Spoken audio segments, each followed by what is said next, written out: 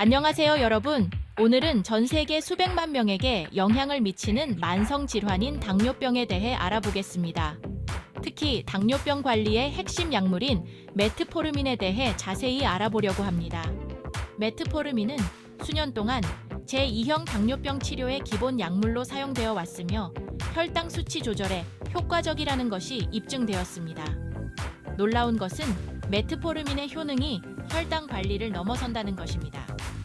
연구에 따르면 메트포르민은 특정 암 위험 감소, 심혈관 건강 증진, 다낭성 난소 증후군 PCOS, 증상 완화 등 다양한 건강상 이점을 제공할 수 있습니다. 이 비디오에서는 메트포르민이 우리 몸에서 어떻게 작용하여 당뇨병을 관리하고 전반적인 건강을 개선하는지 자세히 살펴보겠습니다. 또한 잠재적인 부작용과 이러한 부작용을 관리하는 방법에 대해서도 알아보겠습니다. 메트포르민은 주로 제2형 당뇨병 치료에 사용되는 처방약입니다. 제2형 당뇨병은 우리 몸이 인슐린을 효과적으로 사용하지 못하거나 충분한 인슐린을 생산하지 못해 혈당 수치가 높아지는 만성 질환입니다. 메트포르민은 간에서 생성되는 포도당의 양을 줄이고 근육세포의 인슐린 민감도를 높여 작용합니다.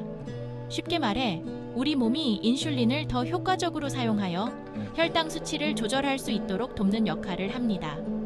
메트포르민의 가장 큰 장점 중 하나는 다른 많은 당뇨병 약물과 달리 체중 증가를 유발하지 않는다는 것입니다. 실제로 일부 연구에서는 메트포르민이 약간의 체중 감소 효과를 보일 수 있다고 합니다. 체중 관리는 당뇨병 관리에 매우 중요한 부분이기 때문에 이는 주목할 만한 장점입니다.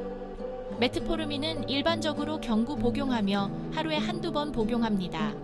의사가 처방하는 메트포르민의 복용량은 개인의 필요에 따라 달라질 수 있습니다.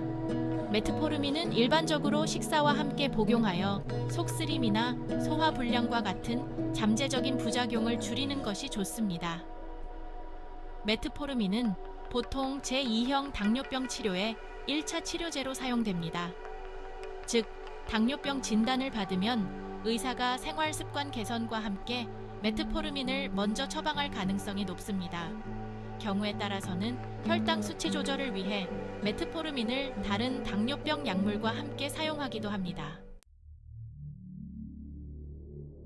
메트포르민의 주요 효과는 혈당 수치를 낮추는 것이지만 이 약물은 다른 여러 가지 건강상 이점을 제공합니다.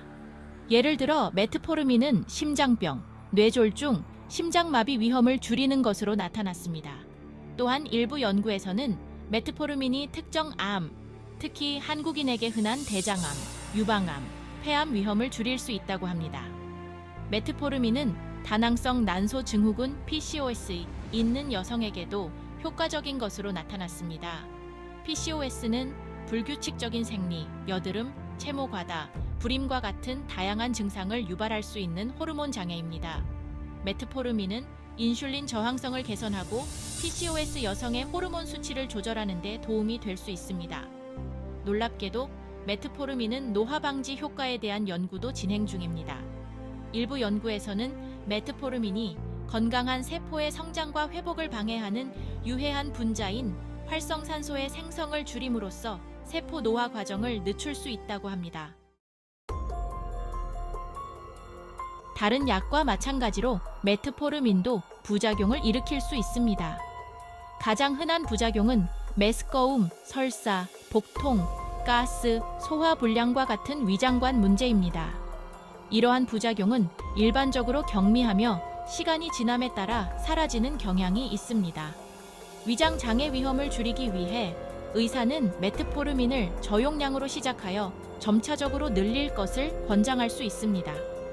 또한 메트포르민을 음식과 함께 복용하면 속쓰림을 최소화하는 데 도움이 될 수 있습니다. 더 심각하지만 드물게 나타나는 부작용으로는 젖산산증이 있습니다. 젖산산증은 체내의 젖산이 과도하게 축적되어 발생하는 심각한 질환입니다. 메트포르민 복용 중 메스꺼움, 구토, 복통, 근육통, 호흡곤란, 현기증, 빠른 심장 박동, 쇠약, 피로와 같은 젖산산증 증상이 나타나면 즉시 의사의 진료를 받으십시오. 메트포르민은 신경세포와 적혈구를 건강하게 유지하는 데 필요한 비타민 B5의 수치를 낮출 수 있습니다. 메트포르민을 장기간 사용하면 비타민 B1C의 결핍이 발생할 수 있습니다. 비타민 B1C의 결핍 증상으로는 피로, 쇠약, 무감각, 따끔거림, 균형 감각 상실, 기억력 문제 등이 있습니다. 메트포르민을 복용하는 경우 정기적으로 비타민 B1, 2 수치를 확인하고 필요한 경우 보충제를 섭취하는 것이 중요합니다. 메트포르민은 알코올과 상호작용할 수 있으므로 복용 중에는 과도한 알코올 섭취를 피하는 것이 중요합니다. 알코올과 메트포르민을 함께 섭취하면 저혈당증이나 젖산 산증의 위험이 높아질 수 있습니다. 또한 요오드화 조영제를 사용하는 특정 영상 검사를 받기 전에는 일시적으로 메트포르민 복용을 중단해야 할 수 있습니다. 요오드화 조영제는 신장 문제의 위험을 증가시킬 수 있으며 메트포르민은 이러한 위험을 더욱 높일 수 있습니다. 결론적으로 메트포르민은 제2형 당뇨병 환자의 혈당 수치 관리에 매우 효과적인 약물입니다. 또한 심장 건강 개선, PCOS 증상 완화, 특정 암 위험 감소 등 여러 가지 건강상 이점을 제공합니다. 그러나 메트포르민이 모든 사람에게 적합한 것은 아니며 잠재적인 부작용이 있을 수 있음을 기억하는 것이 중요합니다.